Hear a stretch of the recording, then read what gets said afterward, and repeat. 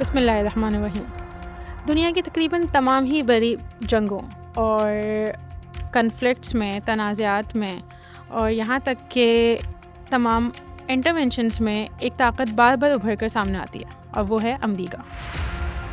ہم یہاں پر آپ کو کہانی سناتے ہیں پچھلی صدی ہجری کہ جس میں کس طرح امریکہ نے کہاں کہاں پر مداخلت کی اور جس کی وجہ سے جنگ بڑھتی چلی گئی۔ سب سے پہلے ہم شروع کریں گے right after world wars. World wars کے بعد کی کہانی کچھ یوں ہے کہ جاپان تباہ ہو چکا تھا اور امریکہ نے مداخلت کر کے اس کو ایک مرتبہ پھر آباد کرنے کی کوشش کی۔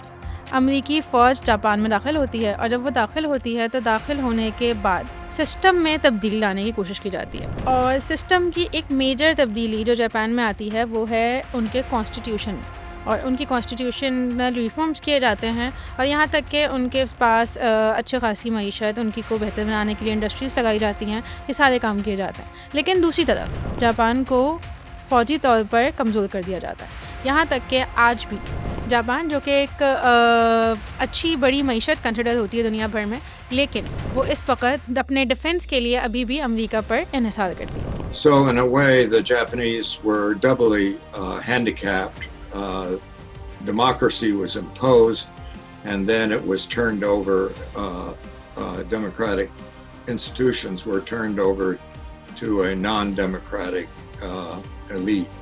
Turning to a second long-range result of unconditional surrender policy was Japan's long-term subordination in the American world order.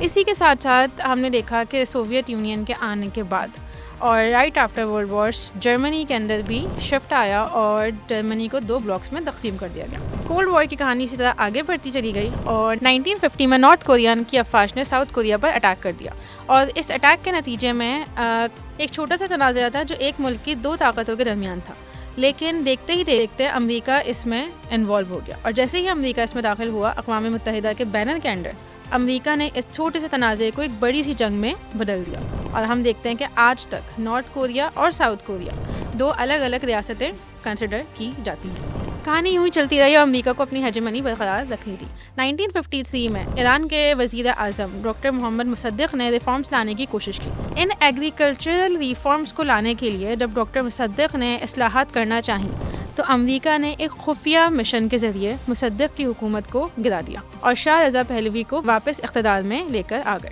Iran میں شاہ رضا پہلوی کی حکومت کے آنے کے بعد جو حالات تبدیل ہوتے رہے، اس کی بنا پر ایران میں بغاوت اٹھ کھڑی ہوئی، اور بغاوت اٹھنے کے بعد 1979 میں ایران میں ایک عظیم انقلاب برپا ہوا۔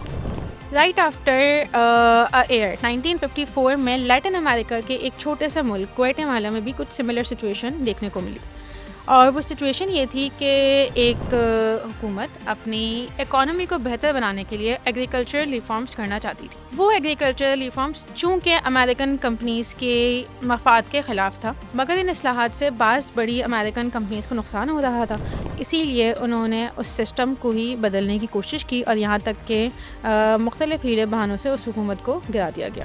1958 میں جنوبی ایشیا کی سیاست میں ایک بحران پیدا ہوا، اور اس کے نتیجے میں مصر میں ایک حکومت قائم ہوئی جس شخص کا نام تھا جمال عبد الناصر، اور وہ لوگوں کے لیے ایک امید کی کرن بن کر سامنے آئے۔ مصر کی سچویشن کو دیکھتے ہوئے جو باقی ویسٹ ایشیا کے ممالک تھے ان کے اندر کشیدگی بڑھنے لگی، اور جب یہ کشیدگی بڑھی تو امریکہ نے پھر سے اپنی ذمہ داری سمجھتے ہوئے وہاں پر قدم رکھا، اور اس دفعہ انہوں نے میرینز کے ذریعے لبنان میں کارروائی کی۔ اگرچہ یہ کارروائی محدود تھی، لیکن ویسٹ ایشیا میں امریکن پریزنس یا امریکن انٹری کا ایک ذریعہ تھا۔ کیریبین کا ایک چھوٹا سا جزیرہ ہے کیوبا۔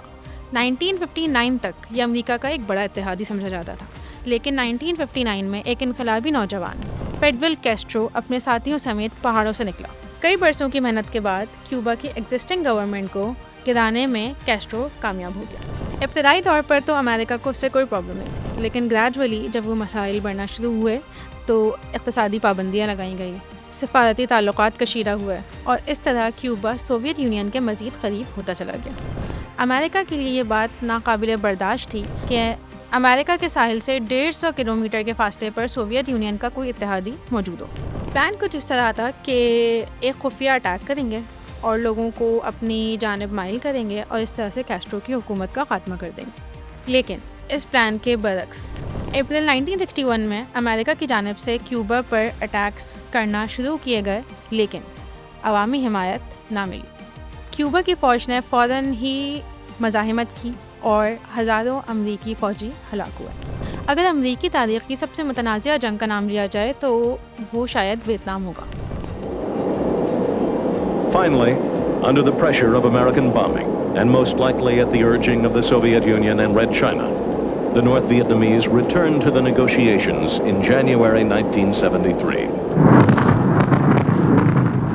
1964 میں گلف آف ٹونکن کا واقعہ پیش آیا، جس میں امریکہ نے یہ دعویٰ کیا کہ ویتنام نے کچھ امریکی بحری جہازوں پر اٹیک کیا، اور اس کے نتیجے میں امریکہ نے ویتنام میں مداخلت کی، اور مداخلت کے نتیجے میں تقریباً 5 لاکھ کے قریب فوجی میدان میں اتار دیا۔ لیکن ویتنام کا میدان امریکہ کے لیے آسان نہیں تھا۔ یہ کوئی عام جنگ نہیں تھی، یہ ایک گوریلا وار تھی جس میں دشمن میدان میں نظر نہیں آتا تھا۔ زمینی فوج کے اترنے کے بعد فضائی کارروائی بھی کی گئی، لیکن ویتنام نے بھرپور مزاحمت کی اور جنگ ختم نہ ہو سکی۔ اگرچہ فوجی لحاظ سے یہ حملہ ویتنام کے لیے بھی ظاہر نقصان کا باعث بنا اور اچھی خاصی تباہ کاری کا باعث بنا، 1973 میں امریکہ کو ریئلائز ہوا کہ اتنی زیادہ ہلاکتوں کے بعد، اتنی زیادہ ناکامیوں کے بعد ہمیں اپنی فوج کو وہاں سے باہر بلا لینا چاہیے، اور کئی سال کی ناکام جنگ کے بعد امریکی فوج نے ویتنام سے انخلا شروع کر دیا۔ ویتنام کی جنگ ختم ہوئے زیادہ عرصہ نہیں گزرا تھا کہ کمبوڈیا کی نئی گورنمنٹ نے ایک امریکی جہاز کو اپنی تحویل میں لے لیا۔ امریکہ نے اسے اپنی ساکھ کا مسئلہ سمجھا اور امریکی مرینز نے ہیلی کاپٹروں کے ساتھ حملہ کیا، لیکن زمینی صورتحال ان کی توقعات کے برخلاف نکلی، اور شدید جنگ کے بعد امریکہ کو اپنی فوج کو وہاں سے واپس بلانا پڑا، اور بعد میں معلوم ہوا کہ جہاز کا عملہ تو ان کی کارروائی ختم ہونے سے پہلے ہی رہا کیا جا چکا تھا۔ 1979 میں افغانستان کے اندر ایک بڑی جنگ چھڑ گئی جس نے بعد میں ورلڈ آرڈر کو شیپ بھی کیا۔ 1979 میں سوویت یونین نے سب سے پہلے افغانستان میں انویڈ کیا، اور یہ کہہ کر انویڈ کیا کہ وہاں پر چونکہ گورنمنٹ کے خلاف عوامی بغاوت چل رہی ہے تو ہم اس میں عوام کا ساتھ دیں گے۔ یہاں امریکہ کو یہ خطرہ لاحق ہوا کہ سوویت یونین کا اثر و رسوخ بڑھ نہ جائے۔ اسی خوف کے سبب امریکہ نے پلان کیا افغانستان میں انویڈ کرنے کا۔ یہاں سے کہانی شروع ہوتی ہے آپریشن سائیکلون کی، جس میں امریکہ نے اپنے اتحادی پاکستان، سعودی عرب اور دوسرے ممالک کے ساتھ مل کر مجاہدین کی مدد کرنا شروع کی، اور جب مجاہدین کی مدد کرنا شروع کی تو ان کو اسلحہ فراہم کیا گیا، ان کی مالی مدد کی گئی، یہاں تک کہ ان مجاہدین کو گروہوں کو ایک اسٹرانگ پوزیشن پر لا کھڑا کیا۔ جنگ بڑھتی گئی اور یہاں تک کہ 1986 میں امریکہ نے مجاہدین کو اسٹرنگر میزائل فراہم کیے۔ اس کے بعد سوویت یونین اپنی شکست کے قریب پہنچتا چلا گیا، کیونکہ ان کی معاشی حالت اس جنگ کی وجہ سے تباہ ہوتی جا رہی تھی، اور سوویت معاشرے میں بھی اس کے خلاف آوازیں اٹھنا شروع ہو گئیں، یہاں تک کہ 1989 میں سوویت فورسز نے افغانستان سے واپس جانا شروع کر دیا۔ ظاہری طور پر سوویت یونین اور امریکہ کی جو جنگ افغانستان میں لڑی جا رہی تھی وہ تو ختم ہو گئی، لیکن افغانستان ایک تباہ حال ملک کے طور پر پیچھے رہ گیا، جس میں مجاہدین چونکہ اسٹرانگ ہو چکے تھے تو وہ اقتدار کے لیے آپس میں ایک دوسرے سے لڑنے لگے۔ اسی افراتفری کے ماحول میں 1990 میں طالبان برسر اقتدار آ گئے، اور القاعدہ بھی پوری قوت کے ساتھ ابھر کر سامنے آئے، اور بعد میں ان تنظیموں نے کس طرح عالمی سلامتی کے لیے نقصان بنے، اس کو ہم آگے نیکسٹ پارٹ میں ڈسکس کریں گے۔ فروری 1979 میں ایرانی انقلاب کے بعد شاہ محمد رضا پہلوی اقتدار سے جا چکا تھا، اور نئی انقلابی حکومت امریکہ کے لیے درد سر بن چکی تھی، اور امریکہ مخالف نعرے لگائے جا رہے تھے۔ اسی دور میں نومبر 1979 میں ایرانی طلباء نے امریکن ایمبیسی پر اٹیک کیا تہران میں، اور سفارتی عملے کو اریسٹ کر لیا گیا۔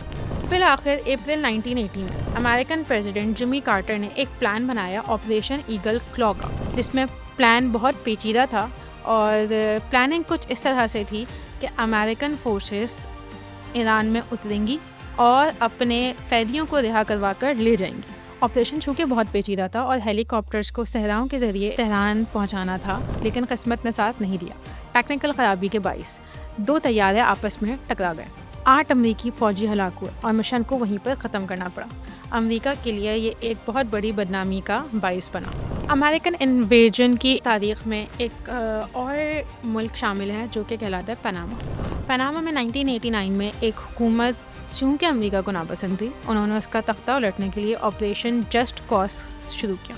چند ہی دنوں میں حکومت کا تختہ الٹ دیا گیا اور پاناما کے پریزیڈنٹ کو امریکہ منتقل کر دیا گیا۔ کسی بھی خود مختار ریاست میں فوجی مداخلت امریکہ کے لیے یہ پہلی بار نہیں تھی۔